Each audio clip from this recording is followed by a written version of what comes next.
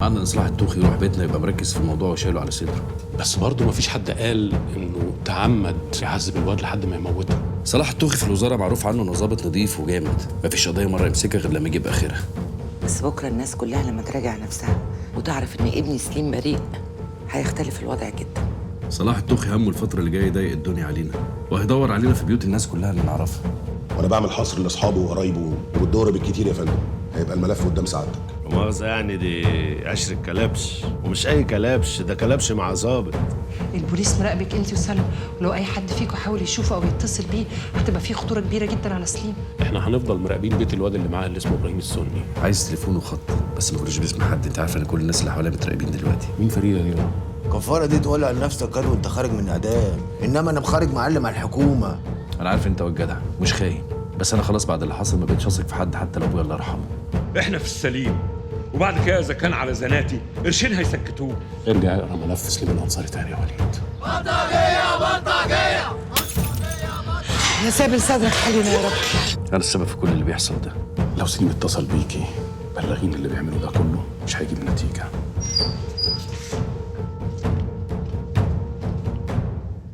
انا اسف على الزياره اللي مش مترتب لها دي والوقت المتاخر اللي زرتك فيه، بس عاوز اقعد ادردش معاكي شويه. دلوقتي عندك مانع؟ ولا الوقت متاخر وعندك ضيوف وانا اعمل لكم ازعاج؟ لا انا لوحدي، بس اعتقد يعني ما هياش حاجه لطيفه ان احنا نتكلم في وقت زي ده. ما تكبريش الحكايه قوي كده، الحكايه ابسط من كده بكتير قوي. احنا هنقعد ندردش مع بعض مش اكتر. انت في البيت ده لوحدك؟ لا عايشه مع ماما، بس هي اليومين دول في عمره. سيجاره؟ ما بدخنش. صحيح،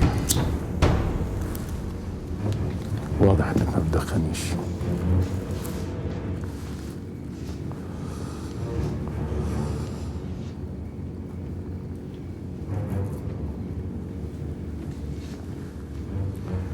سليم فين يا فريده؟ وانا شرفت.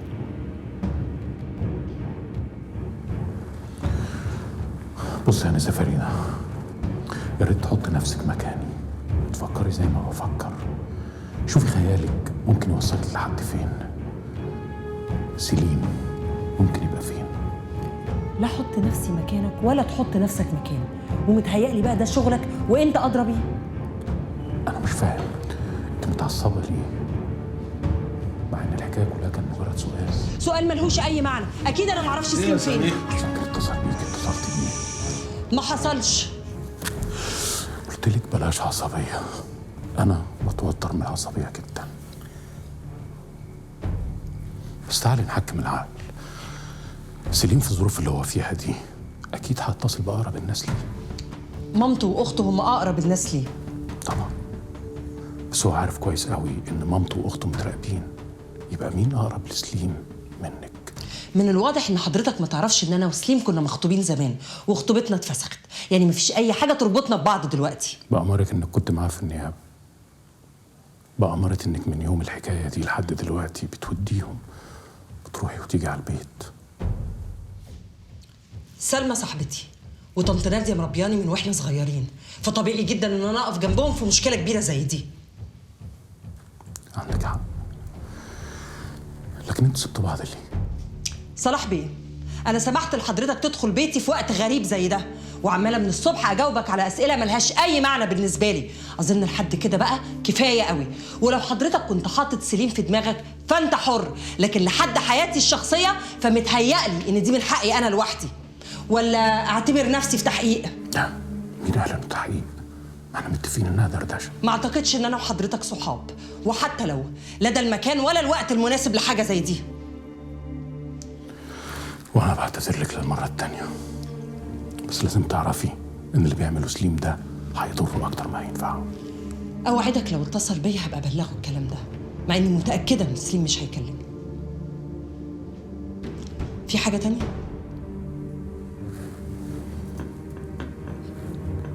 اشوف البيت.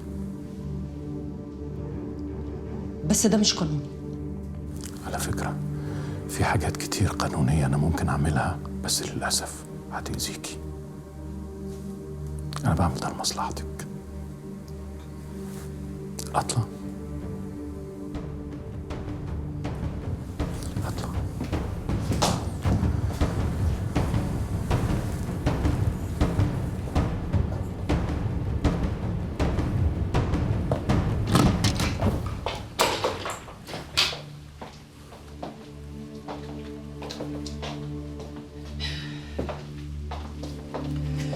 متهيألي كفايه لحد كده، حضرتك فتشت البيت كله. هو فاضل حاجة واحدة بس وبعدين همشي خالص، إن احنا نشوف الجنينة.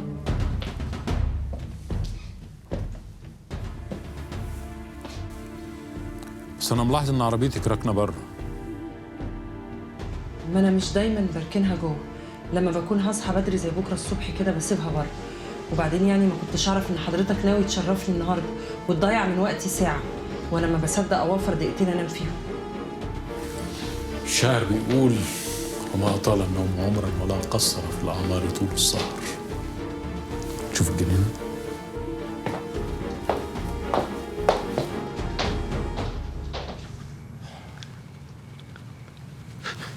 طب اقعدين يا باشا بقى، ما كنا خلينا في السجن بكرامتنا بدل المرمطه السودا دي. المره اللي فاتت نطينا في زباله وربنا كان معانا ونجز، انما المره دي هتقول لي نط في البحر الغميق ده ما بعرفش اعوم.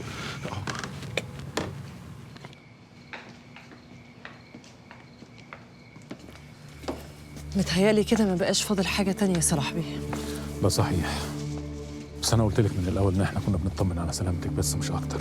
واطمنت؟ الحمد لله. وآسف إني سهرتك زيادة عن اللزوم. ممكن بس أسأل حضرتك سؤال قبل ما تمشي؟ اتفضلي. هو أنت ليه مش شاكك ولو 1% إن سليم ممكن يكون بريء؟ ليه مستسلم لفكرة إن هو شيطان وخلاص؟ مش يمكن تكون غلطان؟ ما أظنش. ليه؟ ما بتغلطش أبداً؟ ولا ما تعودتش إنك تقف وتفكر إنك غلطان؟ أنا ضابط مباحث، وسليم مجرم وهربان، وشغلتي إن أنا أقبض عليه بس. حتى لو شايف إنه ممكن يكون مظلوم؟ شغلتي كانت مظلوم ومش مظلوم دي شغلانة النيابة والمحكمة اللي هم نفسهم شايفين إنه مش مظلوم. بس سليم بريء فعلاً. ده من وجهة نظرك بدافع شخصي، وحتى لو بريء طب ما يسلم نفسه، المحكمة تقرر براءته. لكن طول ما هو هربان أنا هفضل وراه لحد ما أقبض عليه وأرميه بنفسي في السجن. أنا آسف إني أزعجتك وسهرتك زيادة عن اللزوم. يلا تصبح على خير. أنت من أهله.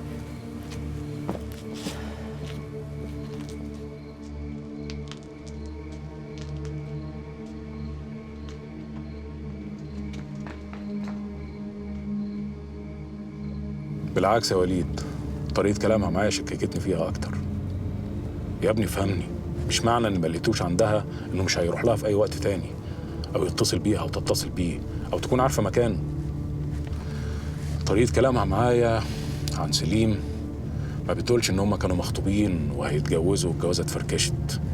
لا، أنا متأكد إنه هيلجأ لها، لأن ما كانش لجأ لها فعلا. عشان كده عايزكم من بكرة تشددوا المراقبة على البيت وعليها وعلى تليفونها 24 ساعة. أنا متأكد إن فريدة دي هي أول الخيط اللي هيوصلنا اسم الأنصار يا وليد.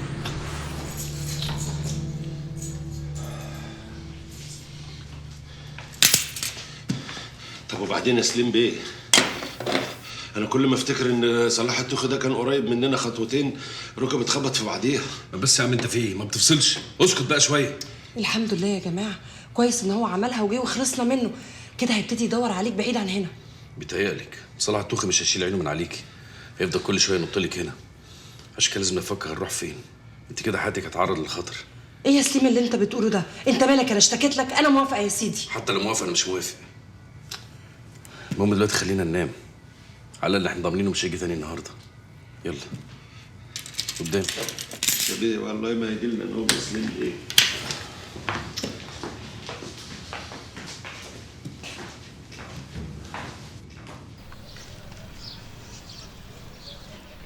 يلا يا ايام خلصي وبطلي لكاعه، عايزين نوصل المستشفى بدل ما نتلطع زي كل مره. خلاص يا اخويا اهو، حاضر، خلصنا اهو. اوه حبيب قلبه بابا ياسين. فطرت ولا لسه؟ فطرت. خلصت الفطار كله؟ كله حلو قوي. يلا بقى نلعب اللعبه بتاعتنا عشان اعرف وريني العضلات بتاعتك. ها يلا، اوعى تكسبني زي كل مره. هكسبك. هتكسبني؟ طب وريني. كده بس انت بهدل ابوك زي كل مره. ها اوعى تقول لي ان انا مش قد اللعب. ها حضن البابا، حضن يا حبيب قلب بابا. ربنا يشفيك يا ياسين ويزيح عنك وما يسوء فيك. قادر يا كريم. يلا بينا، يلا يا بطل. هوب هوب هوب هوب هوب. يلا بينا. على فكره ابراهيم، انا مش شاكك فيك زي ما انت بتقول، ولا انا شايفك بني ادم وحش وانا احسن منك بكتير. بالعكس، انا من ساعه ما عرفتك ما شفتش منك حاجه وحشه. انت راجل جدع ونضيف، وغالبا كده هتطلع مظلوم. والله يا بيه وعز الجلال الله مظلوم. انا اولاد الحرام لبسوني التهمه وعملوا فيا زي ما عملوا معاك بالظبط. وانا مصدقك، بس انت كمان لازم تفهم انا فين. انا اتلعب عليا لعبه كبيره وانا ظابط وفي عز سيطرتي، مش حال دلوقتي وانا هربان. تفتكر ان انا هصدق حد؟ بالعكس، ده انا ممكن اشك في نفسي حد. انت ليه بتقول الكلام ده يا سليم بيه؟ عشان مش عايزك تزعل مني. احنا بقينا عاملين زي الاتنين اللي بيخدموا مع بعض في الجيش. شلت عني وشلت عنك كتير، وشويه وان شاء الله هتمشي وتسيبني. مش عايزك تمشي زعلان ولا صعبان عليك نفسك. والله يا بيه اذا كان على موضوع الزعل ده شيلش هم، يعني مفيش زعل ولا حاجه. موضوع المشي ده بقى اسم ونصيب يا بيه. يعني احنا في قدر، وهنهرب من قدر هنلاقي قدر تاني مستنينا. بس انا يعني كان صعبان عليا منك ان نبقى عايشين اكلين شاربين مع بعض، سعادتك مخوني. يا عم انا مش مخونك، بعدين انت لسه ما عرفتنيش كويس. بس عايز اقول لك بقى ان انا اكتر واحد في العالم واكتر ضابط ممكن يسمع من متهم ويمشي ورا كلامه. طب انا احكي لك على حكايه. زمان وانا ضابط صغير، في واحد اتمسك كان اسمه حوض السيطره. انا حوض السيطره سعادتك مش فاكرني؟ من 5 سنين سعادتك وقفت معايا وجنبه وصدقتني. فاكر المشكله اللي ازيك يا محمود؟ ده الكارت بتاعي اهو سعادتك. اي حد من طرفك او سعادتك انا خدامه. ايوه يا بيه، كان في واحد اتمسك اسمه حوض السيطره. يعني مات بقى على كده ولا ايه اللي حصل؟ حوض يا بيه.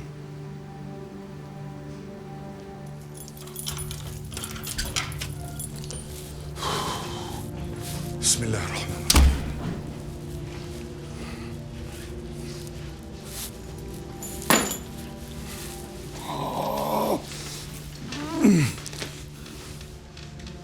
ما صحيش ولا الهوى.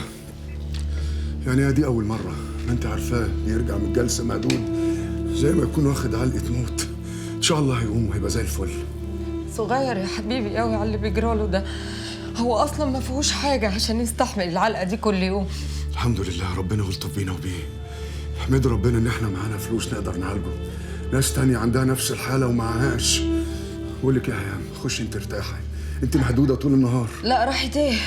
انا هحضر الغدا. بلا غدا بلا عشاء. بقول لك اسمعي الكلام، خشي انت ارتاحي. اول ما الواد حمزه يرجع من المدرسه وانا شويه وهنزل على الورشه. خشي ارتاحي، هو كويس.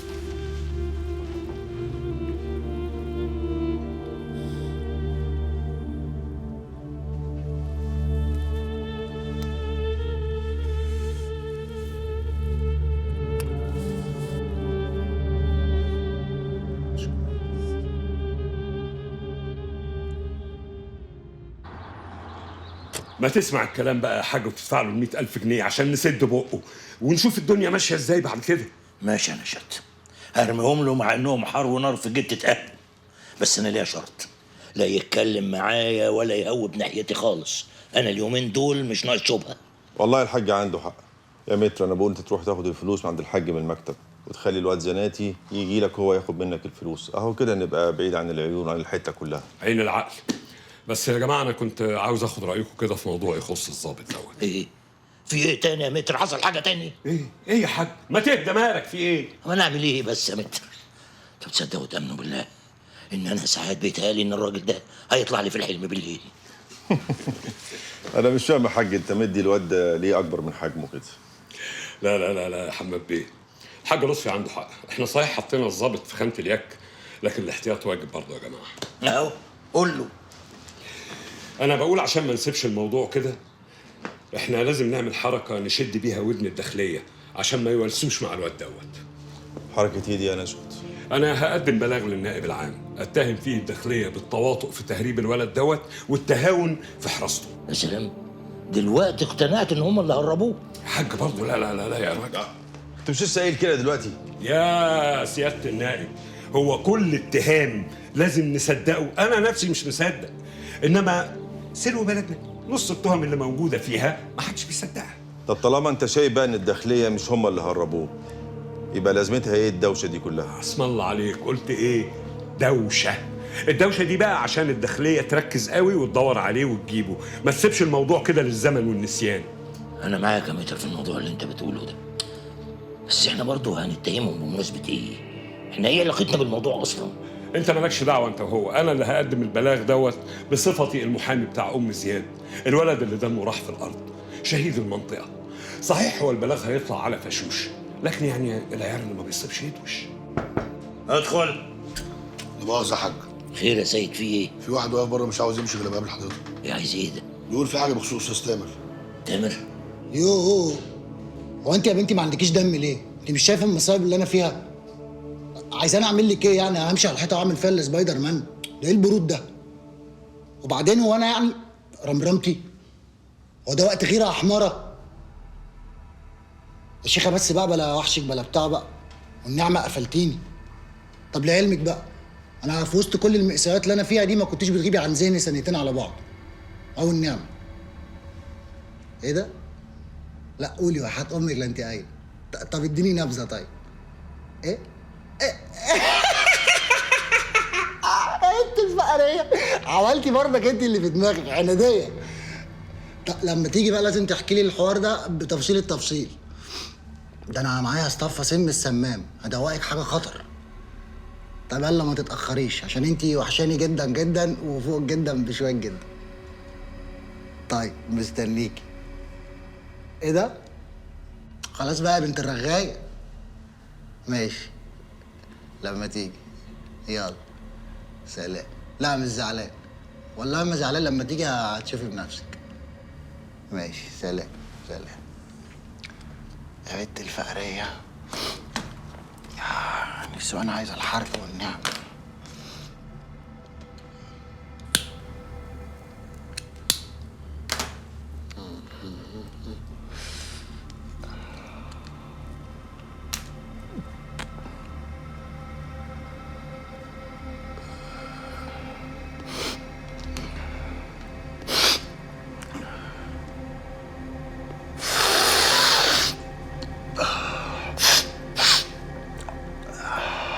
ما تاخذنيش، يعني انا تامر ابني علاقته ايه بالموضوع؟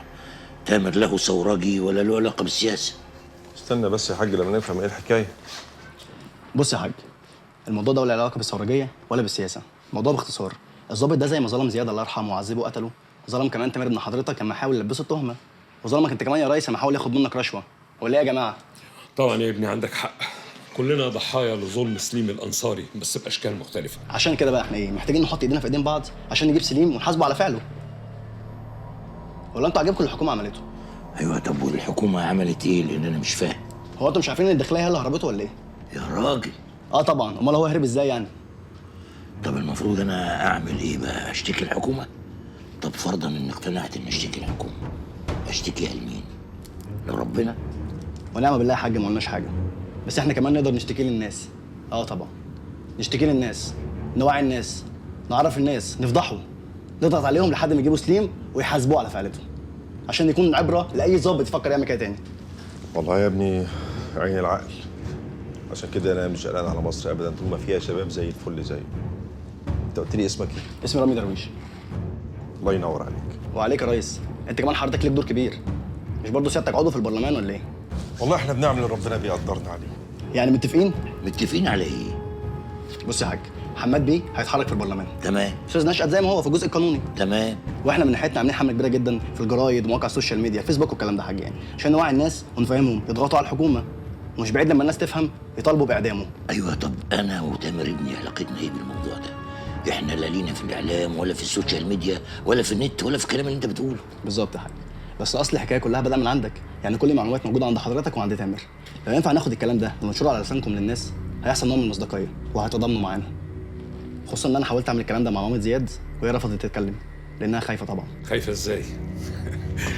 ام زياد ما حدش يقدر يقرب منها، انا المحامي بتاعها، والحاج لطفي في مقام اخوها الكبير، واحنا الاثنين هنتفاهم معاها علشان تتعاون معاك. ده غير ان بقى الحاج لطفي وابنه هيتعاونوا معاك هما كمان. الظلم واقع علينا كلنا. ايوه احنا ايد واحده وشعب واحد. يعني اتفقنا؟ والله اللي تشوفوه. لا طبعا مش موافقه. يعني ايه مش موافقه فريده؟ في ايه بس؟ ايه هو اللي فيه ايه؟ ازاي عايزني ابقى مطمنه انك تروح تستخبى عند واحد علاقتك بيه يا دوب سطحيه؟ اضمن منين بقى ان هو مش هيبلغ عنك؟ وبعدين انا مش عارفه يعني انت عايز تمشي من هنا ليه؟ ما صلاح جه ومشي خلاص. صلاح مش هيبطل يدور عليا هنا، بعدين ده في خطر كبير عليكي وعليا. تقوم رايح لخطر اكبر منه؟ يا ست اسمعيني، حوض سيطره مش خطر. انا مش فاهمه انت مطمن له ازاي؟ ده كان مجرم يا سليم. انا مش مطمن له ولا حاجه، بس انا ما عنديش حل تاني. لازم اروح استخبى في مكان ما يجيش على بال صلاح. هو انت عايز تجنني؟ يا ست مش عايز اجننك ولا حاجه، انا عايزك بس تفهميني. انا ليا جميل كبير قوي عند حوض السيطره، وبعدين حوض السيطره كان مجرم بس بقى كويس. ما تقلقيش. لا انا خايفه عليك قوي. ما تخافيش، كله هيعدي ان شاء الله. طب وابراهيم ناوي تعمل فيه ايه؟ هيعمل فيه ايه يعني يا انسه فريده؟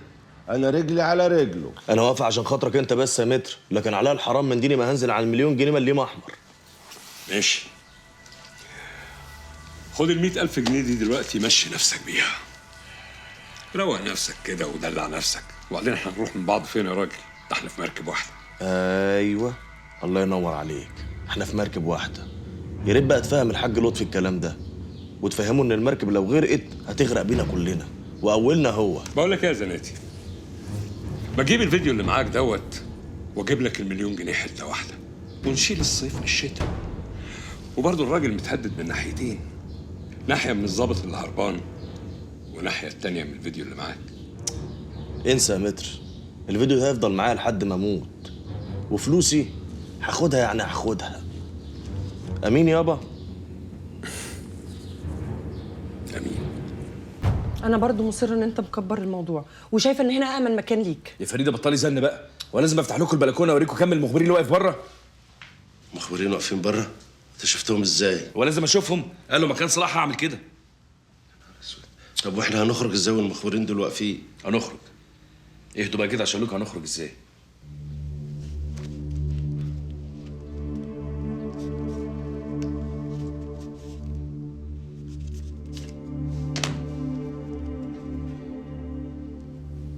ده الكارت بتاع حوض السيطرة، في عنوان الورشة بتاعته وكمان رقم تليفونه، ومتهيألي إن هو ساكن جنب الورشة. جبت شرايح التليفونات اللي قلت لك عليها؟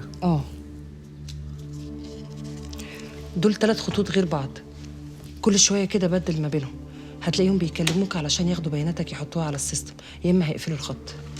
ماشي. انت هتكلمه على طول دلوقتي يا باشا كده؟ مش تصبر شويه لما نشوف لنا صرفه في المخبرين اللي واقفين بره دول؟ جرى ابراهيم، انا ضابط شرطه يا ابني، مش من بلد محاره، انا عارف انا بعمل ايه. طب يعني لو مؤاخذه، يعني هنخرج من هنا ازاي وهم واقفين بره؟ اسكتوا بس واسمعوا كده تعرف انا بعمل ايه.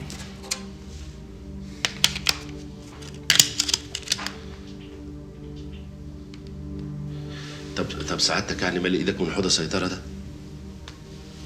لا انا بطمن بس يا باشا، طالما مالي ايدك خلاص.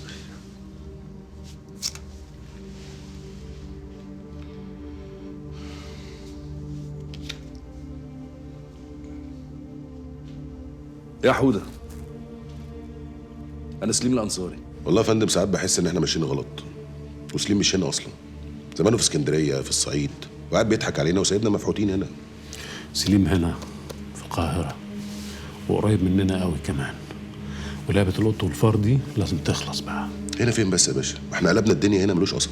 ده لا يمنع انه هنا، لان ما كانش قدامه فرصه لانه يروح لاي حته بعيد. وسليم بطبعه شكاك، واحنا تحركاتنا هتوتره، وانا مش عاوز اكتر من كده. طب واخرة التوتر ده يا فندم؟ هيقرر يظهر او يتحرك. احنا في اللحظه دي المفروض نكون مفتحين عينينا كويس قوي وجاهزين قوي. انت فاهم؟ حاضر. لا طبعا زي ما اتفقنا. حاضر، هستنى من معاليك تليفون بكره. مع السلامه. مع الف سلامه يا باشا، مع السلامه.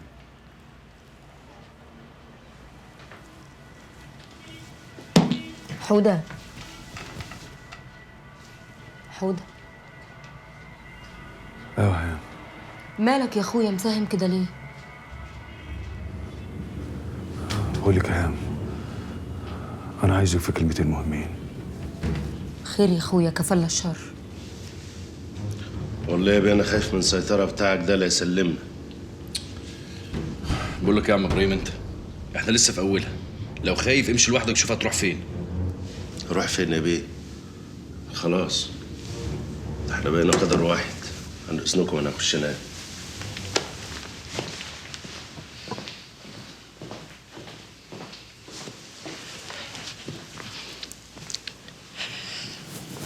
يا سليم، أنا خايفة عليك قوي.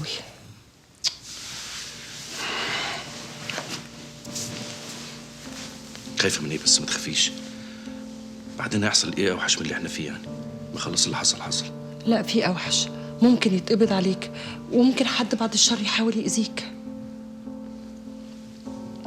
ايه ده؟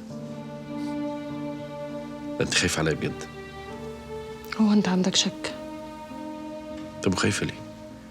ما لو حصل لي حاجه تخلصي مني ومن قرفي. تصدق إن أنت غلسة؟ عارف يا سليم، أنا مش عايزاك تمشي ليه؟ علشان طول ما أنت بعيد عني هبقى خايفة عليك، لكن وأنت جنبي هبقى مطمنة، لأني واثقة ومتأكدة إن مفيش حد في الدنيا دي كلها ممكن يخاف عليك ولا يحميك قدي. هتفضلي طول عمرك تعامليني كأني عيل صغير. أيوه، علشان من زمان وأنا بحس إن أنا أمك التانية اللي لازم تخلي بالها عليك وتحميك حتى من نفسك. وحياتي عندك يا سليم، اوعدني ان انت تخلي بالك من نفسك. حاضر. وبطل الجراءة بقى والجنان بتاعك اللي انت متعود عليه ده. حاضر. وتكلمني اول باول، على طول تطمني عليك، ما تتأخرش عليا. يا ستي حاضر. ممكن بقى اقول لك حاجه؟ انا عمري ما ندمت في حياتي على حاجه قد ما ندمت ان احنا سيبنا بعض. لو لفيت الدنيا كلها مش هلاقي واحده زيك. وايه كمان؟ بس كده. ايه اللي بس كده دي؟ انا عندي كلام كتير عايز اقوله لك، بس انت شايف الظروف اللي احنا فيها. يمكن لو كنا في ظروف تانية كنت ممكن اقدر اقوله لك. ان شاء الله هتخرج منها بخير، وساعتها مش هديك فرصه ما تقولش اللي انت عايز تقوله، هتقوله غصب عنك. انا مفيش حد يقدر يخليني اعمل حاجه غصب عني غيرك. بس انت سبتني زمان يا سليم. برضه انت اللي خليتيني اسيبك غصب عني. بس خلاص، انا عمري ما اسيبك ولا هبعد عنك تاني ابدا.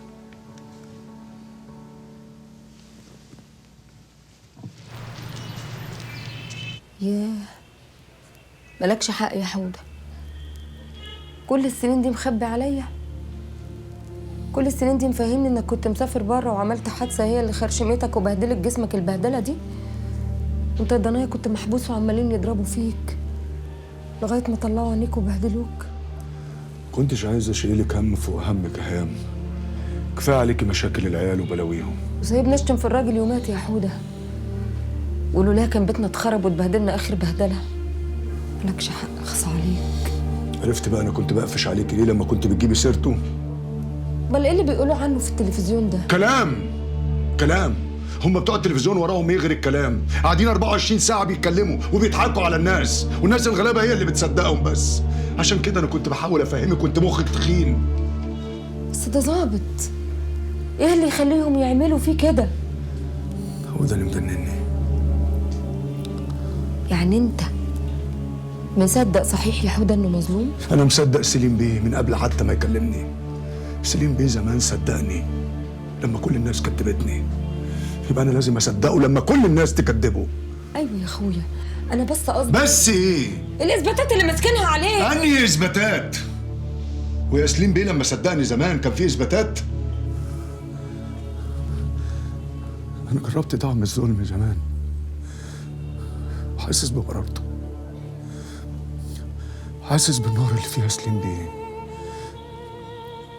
عشان كده ما ينفعش اقل معاه. مش يمكن ربنا عمل كل ده عشان ارد له الجميل اللي هو عمله معايا زمان.